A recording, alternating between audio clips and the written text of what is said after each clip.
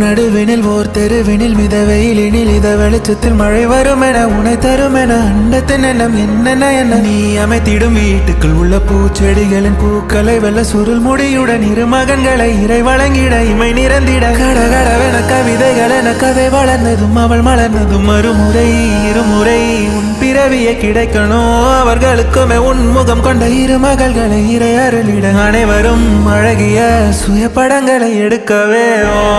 பக்கத்துல நான் படுக்க வழி சொல்லம்மா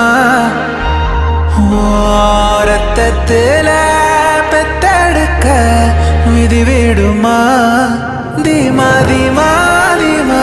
தீமா தீமா தீமா தீமா தீமா தீமா தீமா தீமா தீமா